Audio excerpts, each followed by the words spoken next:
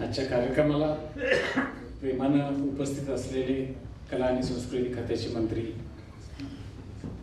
Govind Gawade sir, त्यांनी विष्णू वाघाणीकडं अतिशय प्रेमानं अनेक दृष्टिकोनातून बघितलेले आहे. या संस्थेचे चेअरमन अतिशय प्रेमळ रसिक चित्रकार संजय हरमळकर, विष्णू वाघांचं कुटुंबीय इथं आहे, त्यांचे भाऊ इथं आहेत. आम्हा सर्वांना आदरस्थानी असलेले विजयकुमार नाईक, जे जमेल तितकं जमेल तेवढं नाटक सातत्यानं करत असतात. त्या करोनाच्या काळातही त्यांनी नाटक केलं. मेंबर सेक्रेटरी श्री कानकोणकर, सभागृहात उपस्थित असलेले सगळे प्रेक्षक, विष्णू वाघची जी एक इमेज किंवा संजय हरमलकरनी न काढलेलं पोर्ट्रेट माझ्या मनामध्ये आहे ते एका कवीच आहे. ते धर्मानंद पेडणेकरांनी जो गड्या आपला गाव बरा असं जे पिक्चर काढला होता, मराठी फिल्म काढलेलं होतं काही वर्षापूर्वी, त्या फिल्ममध्ये एका शॅकमध्ये विष्णू वाघनी काम केलं होतं. तो एक कवी म्हणून कविता म्हणत होता. ती इमेज विष्णूची माझ्या डोक्यात आहे. कलेची सुरुवात ह्युमन सिव्हिलायझेशन मध्ये ज्या पद्धतीनं झाली, तर ती जे सुरुवातीच्या ज्या कला होत्या, संगीत, नृत्य किंवा काव्य, ह्या सगळ्या कला ह्या सुरुवातीला परमेश्वराची आराधना करण्यासाठी सुरू झाल्या. पण त्याचा पॅटर्न जो असतो तो हळूहळू बदलत गेला. परमेश्वराच्या आराधनेपासून मग करमणुकीकडे वळली कला. ती राजाची करमणूक करायला लागली, ती जमीनदाराची करमणूक करायला लागली. नंतरच्या काळामध्ये ती श्रीमंत माणसाची, कधी कधी पॉलिटिशियनची करमणूक करायला लागली. नंतरच्या काळामध्ये कॅपिटलिस्टची, कॉर्पोरेट सेक्टरच्या माणसाची ती करमणूक करायला लागली. तर चित्रकलाही होती. पण आधुनिक काळात, ज्या काळात विष्णूचा जन्म झाला, त्या आधुनिक काळात कला ही इसेन्शियली इंडिव्हिज्युअल सेल्फ एक्सप्रेशनचा भाग होता. पण हे इंडिव्हिज्युअल सेल्फ एक्सप्रेशन जे आहे, हे असं काही वैयक्तिक असं काही फारसं असत नाही. त्याच्यामध्ये कवी किंवा कुठला इंटेलेक्च्युअल हा सर्वसाधारण सगळ्या समाजाचं जे कलेक्टिव्ह माइंड आहे त्यालाच तो असं अस्थेटिकली रिप्रेझेंट करत असतो. मला विष्णू वाघविषयी एवढं माहित नव्हतं त्याच्या नाट्याच्या गोष्टीविषयी. कदाचित ज्या काळात त्यांची नाटकं इथं झाली त्या काळात मी एवढ्या मोठ्या प्रमाणात ती नाटकं बाहेर बघत नसावं. दुसरा मुद्दा असा आहे, मी थोडंसं सजेस्टिव्हलीच बोलतोय, थोडक्यातच बोलतोय, की कलाकाराला केवळ कला आणि संस्कृती याच्या जीवावरती आपलं जीवन घालवता येत नाही. हे एक आपलं कटू सत्य आहे. सगळ्या जगभरातल्या कलाकारांचं हे सत्य आहे. विजयकुमार नाईक सुद्धा माझ्याशी सहमत होते. तर कलाकाराला त्याच्या क्रिएटिव्हिटीसाठी एक थोडीशी आयडेंटिटी लागते. त्याला एक आयुष्यात स्टॅबिलिटी लागते. आपले जे पत्रकार मित्र जे म्हणले ते मी ऐकत होतो शांतपणे, की त्याच्या आयुष्यात तशी स्टॅबिलिटी नव्हती. तर ही स्टॅबिलिटी ही अतिशय गरजेची असते. मी तुम्हाला उदाहरण म्हणून थोडक्यात देतो. दोस्तोवस्की नावाचा एक फार मोठा लेखक 19व्या शतकामध्ये रशियामध्ये होता. अतिशय हालअपेष्ट आयुष्य केलं. अध्यक्ष अगदी मृत्यूच्या दारात पोहोचला. त्या झाराने त्याला अटक केली होती, त्याला मारणार होते, त्यातनं तो वाचला. त्या काळात, त्यानंतरच्या काळात सायबेरियातनं आल्यानंतर तो लिखाण करायचा. अनेक प्रकारचं लिखाण त्याने केलं. पण त्याच्या आयुष्याच्या शेवटच्या 10 वर्षांमध्ये त्याला एक स्टॅबिलिटी मिळाली. आणि त्यांनी समजा 59व्या वर्षी विष्णूच्या वयाचा असतानाच तो मृत्युमुखी पडला. त्या शेवटच्या काळामध्ये त्यांनी जगातल्या सगळ्या महत्वातल्या 4 कादंबऱ्या लिहिल्या. Karamazov brothers, crime and punishment, the idiot and demon. आणि हे एवढ्या मोठ्या होत्या की त्याच्यावरती अनेक लोकांनी नंतर त्याच्या मृत्यूनंतर अभ्यास केला. एक जोसेफ फ्रँक नावाचा बायोग्राफर होता, त्यांनी त्याच्यावर खूप अभ्यास केला. आणि त्याच्या लक्षात आलं की एक महत्वाची गोष्ट त्याच्या शेवटच्या आयुष्यात, शेवटच्या काळामध्ये घडलेली होती. तर त्याची जी स्टॅबिलिटी होती त्याच्या आयुष्यातली, त्याचा भाग काय होता तर त्याची एक स्टेनो होती. जसं द गॅम्बलर नावाचं त्याचं पुस्तक ज्यावेळेस त्यांना डिक्टेट केलं त्यावेळेला तिची जी स्टेनो होती ॲना नावाची, तिच्याशी त्यांनी दुसरं लग्न केलं. आणि दुसरं लग्न झाल्यानंतर तिनं आपलं घर, तो संसार अतिशय चांगल्या रीतीने सांभाळला. दोस्तोस्कीला जुगार खेळायची प्रचंड सवय होती. तो सगळे पैसे जुगारात घालवायचा. दारू प्यायची त्याला प्रचंड सवय होती. कुठेही गेला मित्रांच्या गप्पा मारत तो दारू पित असायचा. आता ह्या सगळ्या ज्या गोष्टी असतात ह्या कलाकारामध्ये असतात. कुठली गोष्ट अतिरेकी पद्धतीनं करणं, ह्या सगळ्या गोष्टींना एक शिस्त त्या ॲनानं आणली आणि त्यामुळं ती क्रिएटिव्हिटी दोस्तोस्कीची फार मोठ्या पद्धतीनं बाहेर पडली. विष्णूबाबत काय झालं ह्याच्याविषयी मी काही बोलत नाही, त्याच्याविषयी तुम्हाला माझ्यापेक्षा जास्त माहिती. तिसरा मुद्दा, विष्णूला मी वेगवेगळ्या रूपामध्ये माझ्या पर्सनल एक्सपिरियन्समध्ये बघितला. मी त्याला पहिल्यांदा ज्या वेळेला बघितला ते सहसा 90च्या दशकामध्ये 95-96 साली, त्यावेळेला मी इन्फॉर्मेशन डिपार्टमेंटचा डायरेक्टर होतो आणि योगायोगाला तो ॲडिशनल चार्ज होता, पण मी मुख्यमंत्र्यांचा सेक्रेटरी होतो. गोमंतकमध्ये त्याचं तो एडिटर म्हणून त्याची नियुक्ती झाली आणि त्या फंक्शनला मला त्याने बोलवलं. मी गेलो आणि मी त्यावेळेला त्याला बघितलं. मुख्यमंत्री होते आणि बाकी सगळे अनेक लोक होते. त्यावेळेला विष्णू वाघचा जो कॉन्फिडन्स मी बघितला, तो ज्या पद्धतीनं त्या सगळ्या गोष्टी, आणि तो अतिशय त्यांनी सांगितलं कसं तो अतिशय यंग वयात आला होता. त्या काळात गोमंतक हा मला वाटतं त्याचं सर्क्युलेशन सर्वात मोठं होतं आणि त्याचे अग्रलेख वगैरे फार मोठ्या प्रमाणात वाचत होते. त्याविषयी अनेक लोक गोव्यामध्ये विचार करायचे आणि दररोज अग्रलेख वाचणारे लोक होते.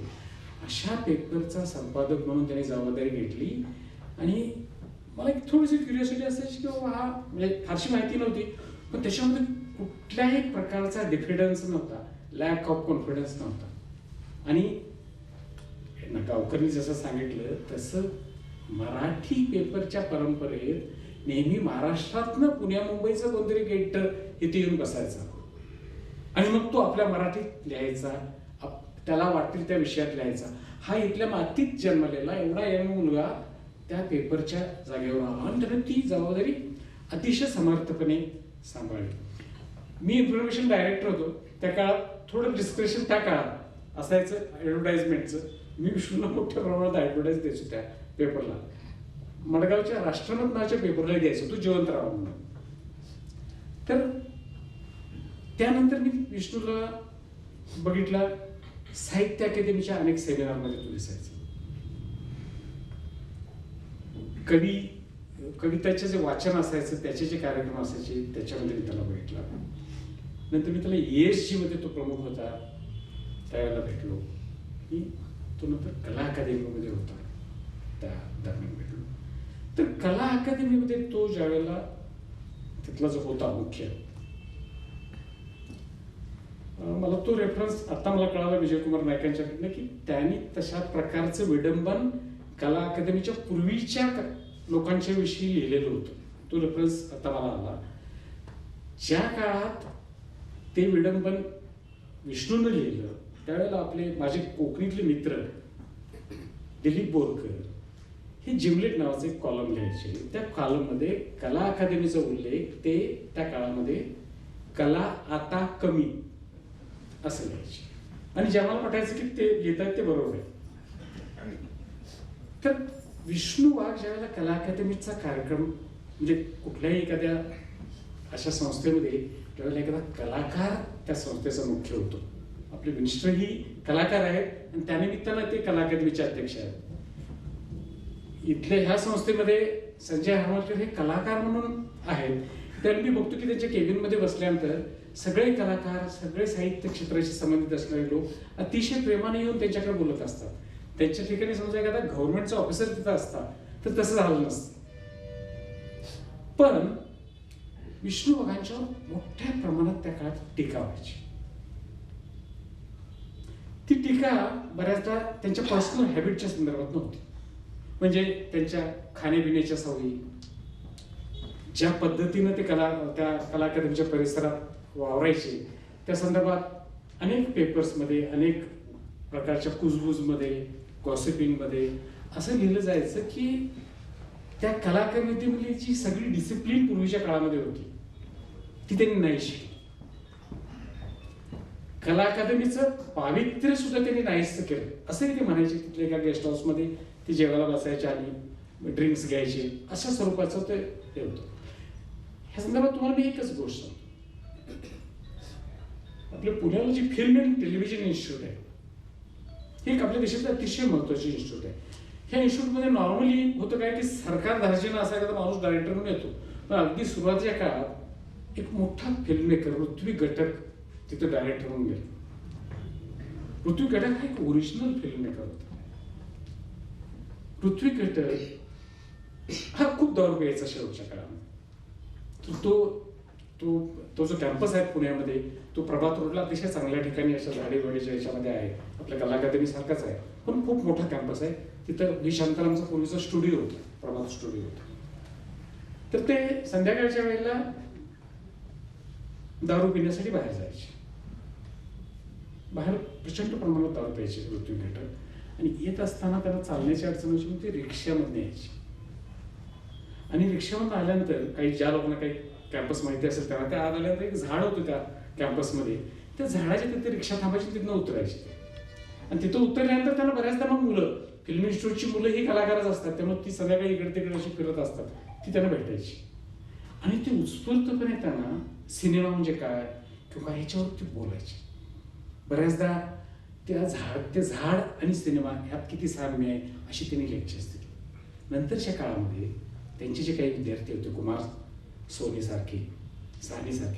सारखे, अरुण खोपकर सारखे, ह्यांनी असं लिहिलं, सांगितलं की त्या फिल्म अँड टेलिव्हिजन इन्स्टिट्यूटमध्ये जे काही फॉर्मल प्राध्यापक शिकवायला येत होते, फिल्म थेअरी शिकवायला यायचे, त्याच्यापेक्षा पृथ्वी घटकनी आम्हाला ह्या साध्या साध्या गोष्टी दारू पिऊन आल्यानंतर ज्या सांगितल्या, त्याच पुढं आम्हाला आयुष्यात उपयोगा पडल्या, त्याच आमच्या डोक्यात राहिल्या. तर कलेचं विश्व हे असं एखाद्या शिस्तीत असं बांधून ठेवणारं नसतं. आणि त्यातला कलाकार हा तसा, तो कुठल्याही पदावर गेला किंवा तो कुठलंही काम करत असला तर तो त्या शिस्तीमध्ये बांधला जात नाही. आणि कुठल्याही अकॅडमिक डिसिप्लिनमधून तुम्हाला कलेविषयीचं ज्ञान पुढच्या पिढीला देता येईल. हे सगळे जगभरात सिद्ध झाले. ESG मध्ये असताना मी इथं नव्हतो गोव्यामध्ये, मी अरुणाचल प्रदेशला होतो, पण फिल्म फेस्टिवलला मी नेहमी यायचो. ती कधी मी चुकवली नाही. मी आलो नेहमीप्रमाणे, मला व्हेकलचा पास पाहिजे होता म्हणून. आणि त्यावेळी विष्णुभाग होतो, विष्णुभागने मी भेटायला गेलो. रविवारचा दिवस होता आणि त्या दिवशी विष्णूविषयी एक प्रचंड मोठा, एक पेजभर त्याच्याविषयी पर्सनल टीका करणारा लेख आला. आणि नेमका तोच पेपर मी वाचायचो, गोव्यातला मराठी पेपर. मला थोडंसं ते डिस्टर्बिंग वाटलं. मी विष्णूला गेल्यानंतर म्हटलं, त्याच्या शेजारी कोणतरी बसलं होतं, तरी मी त्यांना म्हटलं की बाबा विष्णू, फार असं तुमच्याविषयी आलेलं आहे, तुम्ही बघितलं का ते, की थोडंसं तुमच्यावर पर्सनल टीका होते. तर म्हणले मी बघितलं, पण म्हणजे मी फारसं लक्ष देत नाही म्हटलं त्याच्याकडे.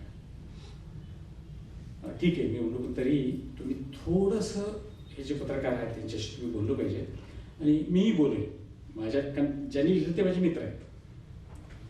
त्या मित्रांना मी सांगितलं, ज्यांनी जे लिहिलं होतं, की ते नेमके मला तिथंच भेटले, त्या कॅम्पसमध्येच ESG भेटले. त्यांनी मला सांगितलं की एक लक्षात घ्या की ESGचा चीफ हा नॉर्मली एक गव्हर्नमेंट अपॉइंटेड माणूस असतो, मग बऱ्याचदा तो पॉलिटिशियन असतो. ह्या तुलनेत एक कलाकार तिथं आलेला आहे आणि त्याला आपण थोडं सांभाळून घेणं गरजेचं असतं.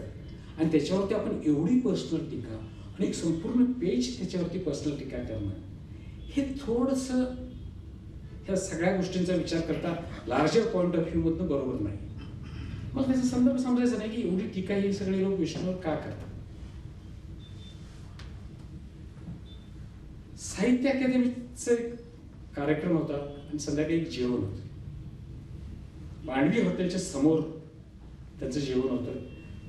तर नामदेव ढसाळ म्हणून एक मुंबईचा मोठा कवी आहे, त्याच्या मिसेस आल्या तर त्या काय ते पर्सनल त्यांनी काही पुस्तकं त्यांना कोणीतरी मुंबईतली दिली होती, ती द्यायला माझ्या घरी आल्या. आणि त्याला मी नंतर सोडायला त्या जेवणाच्या ठिकाणी गेलो. तिथे विष्णू बसलेला होता आणि तिथं बसलेला असताना मला विष्णू म्हणलं तुम्ही बसा. मी बसलो आणि कुणीतरी का मराठी नव्हे तर कानडी कवीचा उल्लेख केला. कारण सगळ्या प्रांतातले लोक होते, कन्नड होते, बंगाली होते आणि सगळे होते.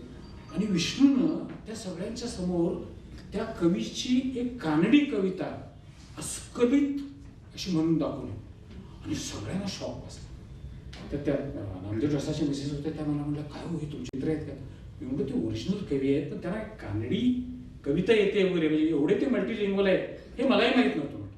पण त्यांनी ज्या पद्धतीने म्हणली, तिथे एक रवींद्र किंबहुने नावाचे इंग्रजीचे प्राध्यापक होते, ते माझे मित्र होते. त्यांचा मुलगा आता साहित्य अकादमीचा मराठीचा हे आहे सेक्रेटरी. तर ते किंबहुनेही नंतर मला म्हटले, काय म्हणले तुमच्या ह्या गोव्यामध्ये काय तो विष्णू वाघ म्हटले, तो काय कविता म्हणतो, तू कानडी म्हणतो, बोलतो काय? मी म्हटलं तो ओरिजिनल इंटेलिजंट आहे, तुम्हाला असे ओरिजिनल लोक कमी मिळतात, त्यातला तो आहे. आता होतं कसं म्हणलं, तो इथला ह्या छोट्या सोसायटीमध्ये आहे, आम्हाला त्याचं कौतुक नाही आहे तेवढं.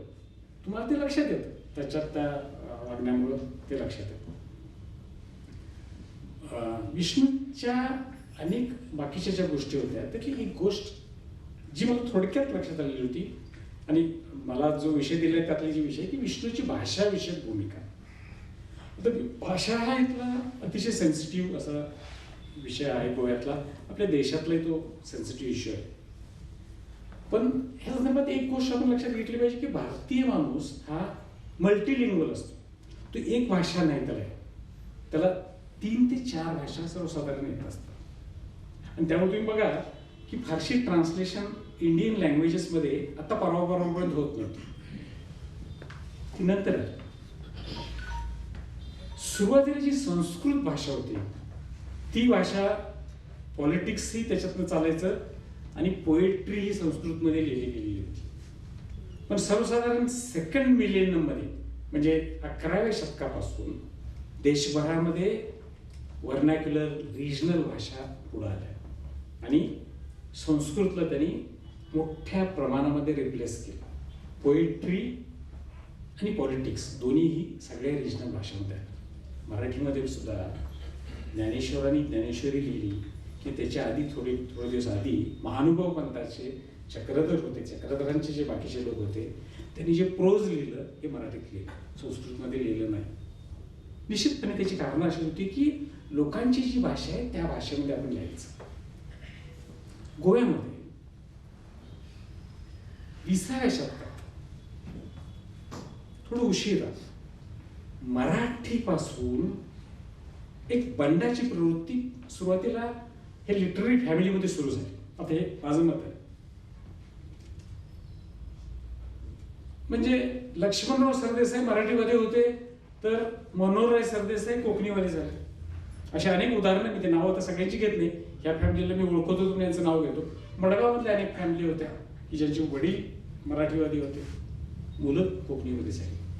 तर हे बंड केवळ फॅमिली पुरतं मर्यादित नव्हतं, नंतर ते जनरेशनमध्ये आलं.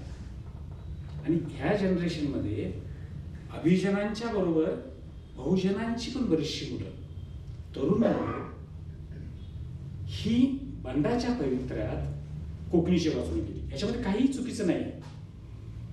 पण ह्याचा सांस्कृतिक भाग असा होता की गोव्याची जी सांस्कृतिक व्यवस्था आहे ही केवळ सिंगल कोकणीनं वाढवली असं नाही होत, किंवा त्या काळात उदयास येणारी ही इंग्रजी होती जी व्हेहिक्युलर लँग्वेज होती. सगळ्या जगाचं नॉलेज हे इंग्रजीमधूनच येत होतं आणि तरुण पिढी इंग्रजीकडे जात होती. त्यांनी केली असं होत नाही. कल्चर हे कधीच मोनो असत नाही, एका सिंगल गोष्टीला ठरवलं जात नाही. आणि क्रिएटिव्हिटी ही आर्टमधली ही कधीच होमोजिनियस असत नाही. मल्टिप्लिसिटी, हायब्रिड बिहेवियर, अनेक प्रकारच्या भाषा, अनेक प्रकारचे समुदाय, अनेक प्रकारची लोक, ह्यानं संस्कृती बनते. आणि गोव्याची संस्कृती ही निश्चितचपणे ह्या अनेक प्रकारच्या भाषा, म्हणजे याच्यात कोकणीचं स्थान हे मुख्य आहे, पण त्याच्यात मराठीही येते, त्याच्यात पोर्तुगीज इथं बराच काळ होते त्याचाही भाग होता. पोर्तुगीजच्या पूर्वी आदिलशाही होती, त्या काळात फारसी होती, त्या फारसीचाही इन्फ्लुएन्स आहे. तर ह्या सगळ्या लोकांच्या इन्फ्लुएन्सने इथली संस्कृती बनली. विष्णू माझ्या दृष्टीनं, आय मे बी रॉंग, कारण मी तसा बाहेरचा माणूस आहे, मी त्याला फार जवळून बघितलेलं नाही, माझ्या माहितीनुसार विष्णूची भाषेविषयीची भूमिका ही थोडीशी मराठीच्या बाजूने झुकणारी होती आणि त्याच्या बाबतीत तो अतिशय फर्म होता. म्हणजे अनेक व्यासपीठावरती मी मराठी बोलायला नेहमी घाबरायचो.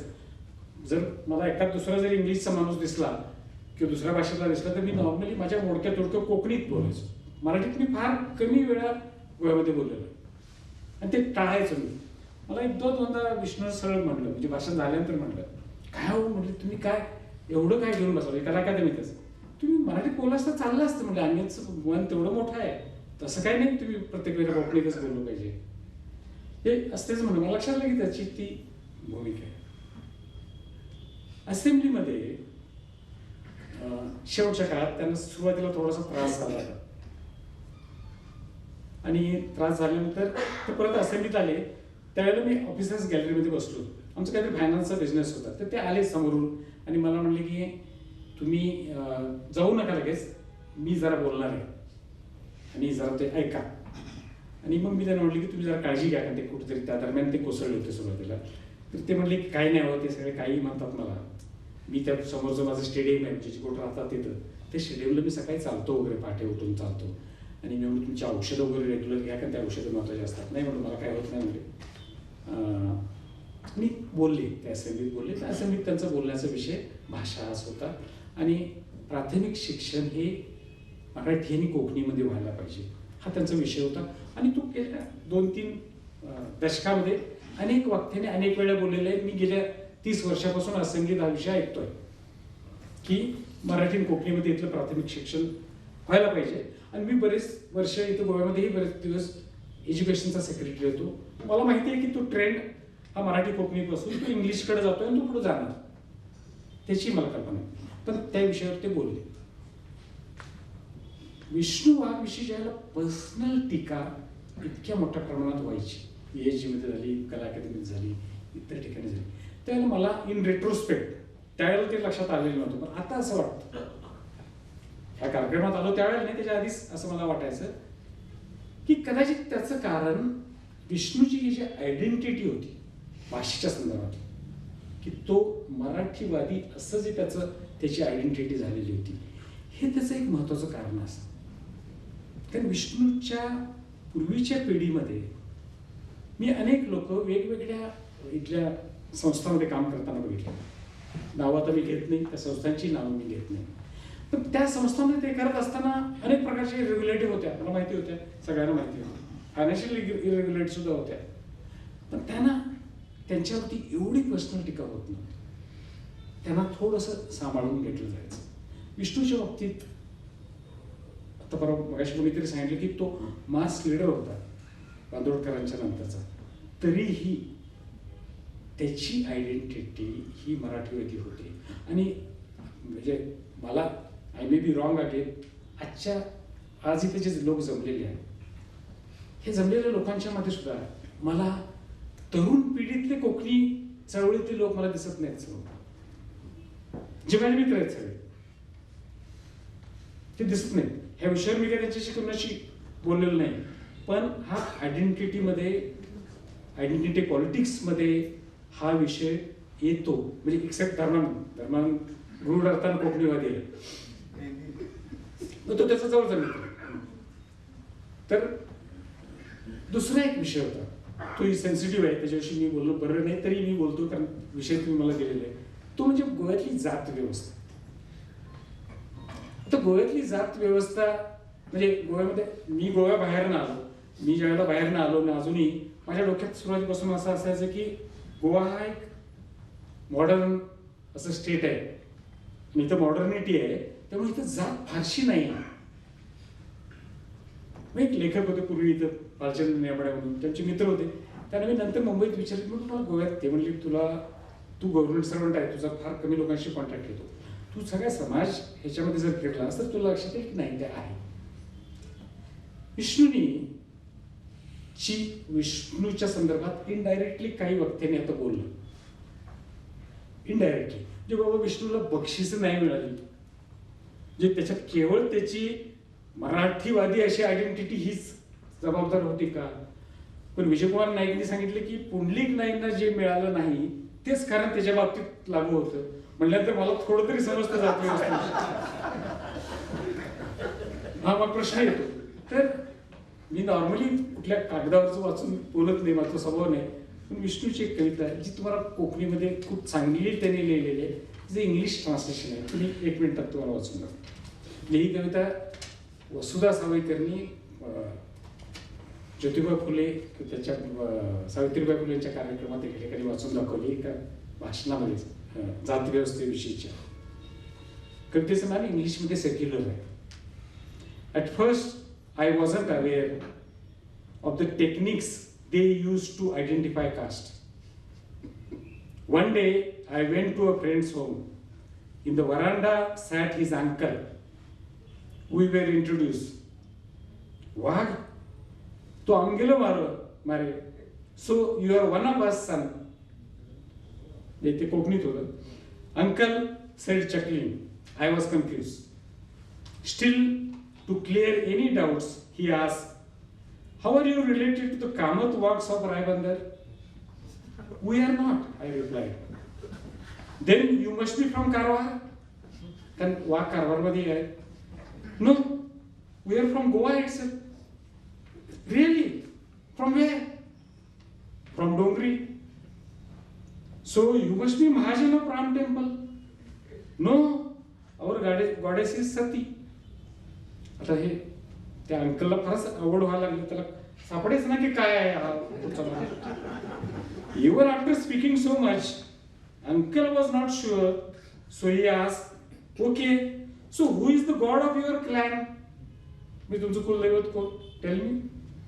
I replied, "Siddhanath." "Oh, of Shiroda?" "Yes." "Which means you are not JSD." "No, uncle, we are Bhandaris." ह्याच्यानंतरचा भाग महत्वाचा. Uncle laughed aloud. He began to say. जे इथं प्रश्न हा जो ह्याच्यानंतरचा भाग आहे हा मॉडर्निटीचा भाग आहे. म्हणजे आपण मॉडर्निटी काय असते ह्या मुद्द्यावर मला 1 मिनिट शेवटच्या वेळेत बोलायचं. "Don't be offended. I just happen to ask." ते अंकल म्हणतात त्याला. "We don't believe in caste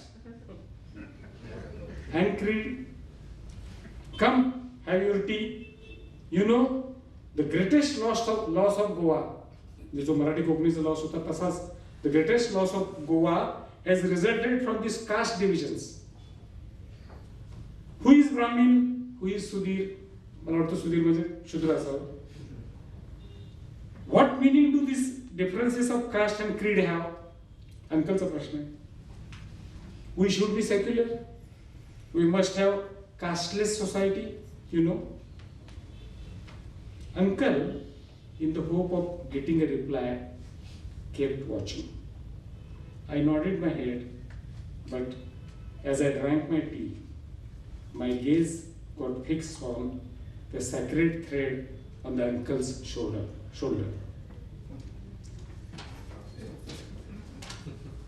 परवा जात व्यवस्थे संदर्भात परवडीला जे काही झालं ते फारसं महत्वाचं नव्हतं, पण ते झाल्यानंतरच्या ज्या काही प्रतिक्रिया आल्या त्यात माझे मित्र प्रकाश कामत फेसबुक हल्ली मी जॉईन झालं त्यात बघितलं, तर त्यात प्रकाश कामत आणि ह्या लोकांनी काय लिहिलं होतं की अरे आपल्या कित्येक पिढ्या ह्या मराठी कोकणीच्या वादामध्ये बरबाद झालेल्या आहेत आणि आता हे मेलेलं मड तुम्ही का उघडून काढताय, असा सूर त्याच्यामध्ये होता. एवढा समजूतदार सूर होता.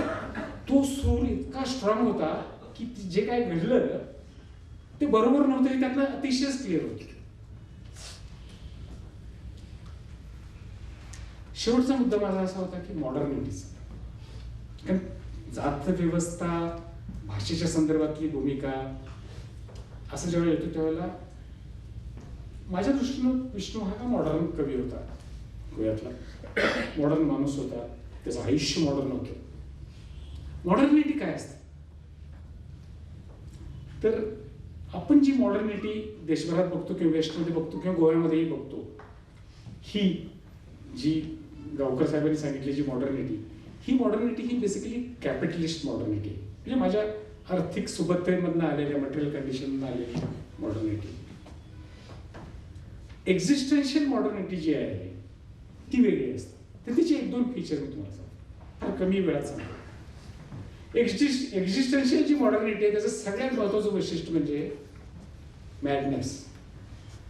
जो आपल्याला 400 वर्षापूर्वी सर्वंटाईन्स नावाचा जो स्पॅनिश लेखक होता, त्यानं आपलं एक इमॅजिनरी कॅरेक्टर होतं डॉन किहोती म्हणून, त्याचा उच्चार किहोती करतो.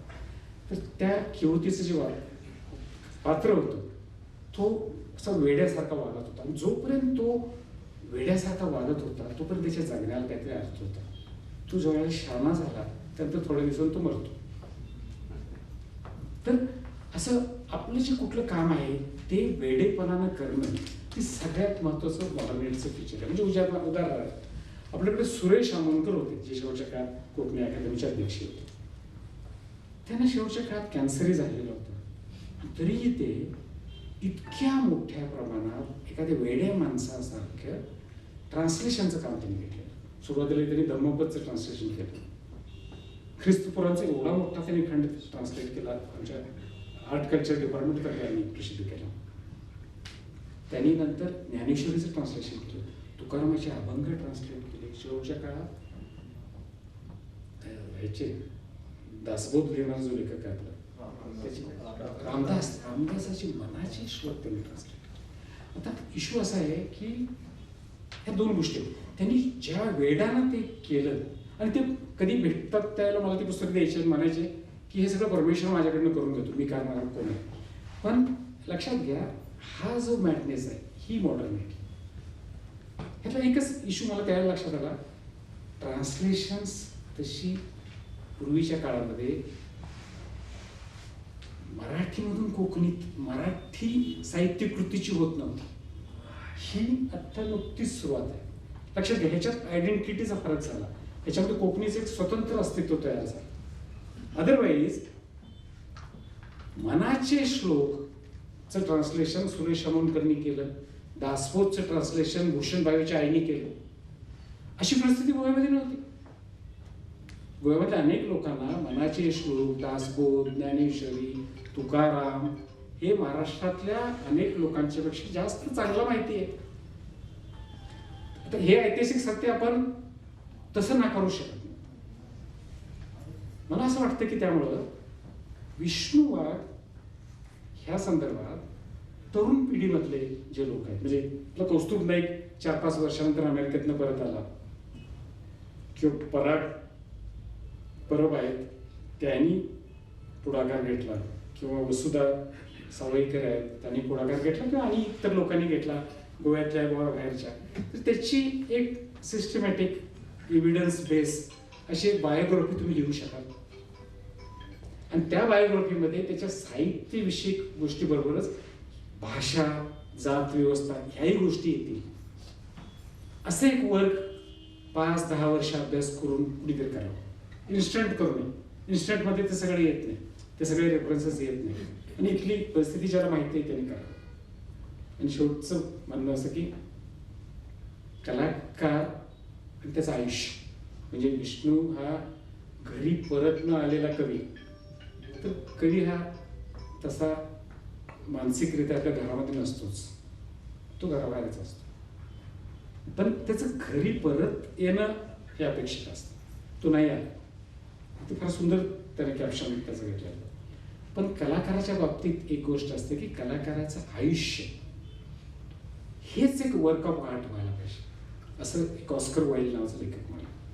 तसं विष्णूच्या बाबतीत विष्णूची पत्रकारिता, विष्णूचं नाट्यलेखन, विष्णूच्या आयुष्यातली अस्थिरता, विष्णूचं शेवटचं राजकारणामधनं येणं, ह्या सगळ्या गोष्टींच्या पलीकडे त्याचं जे आयुष्य होतं हेच वर्क ऑफ आर्ट.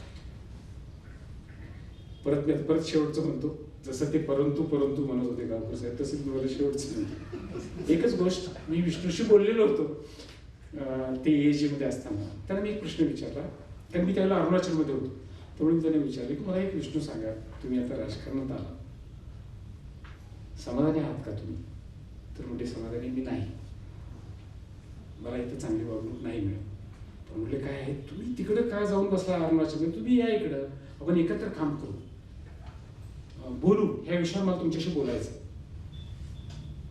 नंतर मी आल्यानंतर त्या काळानंतर मी ते डेप्युटी स्पीकर वगैरे झाले आहे. विष्णूने एकदा मी भेटलो. ऑफकोर्स मी त्याच्या काही खाजगी पार्टीमध्ये बऱ्याचदा असायचो. फार कमी वेळा पण होतो. आणि रात्री 1-2 वाजेपर्यंत विष्णूला मी माझं नाही थोडंसं 3ऱ्या-4थ्या पेगनंतर मी प्रश्न विचारतो. त्याच्यापूर्वी मी शांत असतो. त्याला मी प्रश्न विचारला विष्णूला. त्याबरोबर लोक होते. विष्णू तुम्ही आता म्हणजे डेप्युटी स्पीकर आहात वगैरे बरोबर आहे. मी तुम्हाला पूर्वी बसून होतो. मी तुम्हाला प्रश्न विचारतो. तेवढे विचारावं काही विचार. विष्णूने सांगितले की बाबा सॉक्रेटिस आपला आजोबा होता फिलॉसॉफीमध्ये. सॉक्रेटिस पासूनच्या सगळ्या फिलॉसॉफर्सनी आणि आता इव्हन मॉडर्न टाइमच्या सगळ्या युरोपियन फिलॉसॉफरने असं सांगितलेलं आहे की कवीनं, कलाकारानं, इंटेलेक्च्युअलनं पॉवर पासून, एस्टॅब्लिशमेंट पासून 1-2 हात नेहमी दूर राहायला पाहिजे. जर तुमच्या आयुष्याला काही अर्थ हवा असला त्या इंटेलेक्च्युअलच्या, त्या कवीच्या, तर पॉवर पासून तुम्ही दूर राहायला पाहिजे. नेमकं तुम्ही उलट केलं. नामदेव ढसाळ हा एक महत्वाचा मुंबईतला कवी विष्णूच्या अलीकडच्या पिढीतला होता. ओरिजिनल कवी. गोलपीठावर त्यांनी सुरुवात केली. त्याची भाषा, त्याचा विचार, दलित कवी होता. नामदेव ढसाळ हा नंतरच्या काळात संजय हरमलकर सारखे ते शिवसेनेत जॉईन झाले. नंतर ते काँग्रेसमध्ये गेले. पण नामदेव ढसाळ जे लिखाण करत होते याचं असं कॉज अँड इफेक्ट रिलेशन असं नाही. पण त्याचं कोरिलेशन जर तुम्ही बघितलं तर ते ज्या वेगानं शिवसेना, काँग्रेस आणि त्या पब्लिक लाईफमध्ये गेले त्या वेगानं त्यांनी त्यांची जी क्रिएटिव्हिटी होती त्याच्यामध्ये डिक्लाइन आली, ती कमी झाली. म्हणजे त्याच्यानंतरचे जे वर्क्स होते शेवटच्या काळातले, तो दोस्तोयेव्स्कीसारखे ते नाही पुढे. मला माहित नाही की विष्णूच्या बाबतीत काय झालं. विष्णू ह्या राजकारणामध्ये ज्या वेळेला आला त्यावेळेला त्याच्या क्रिएटिव्हिटीचं काय झालं. तर हे काम आपल्या तरुण पिढीतल्या काही चांगल्या बायोग्राफरने हातात घ्यावं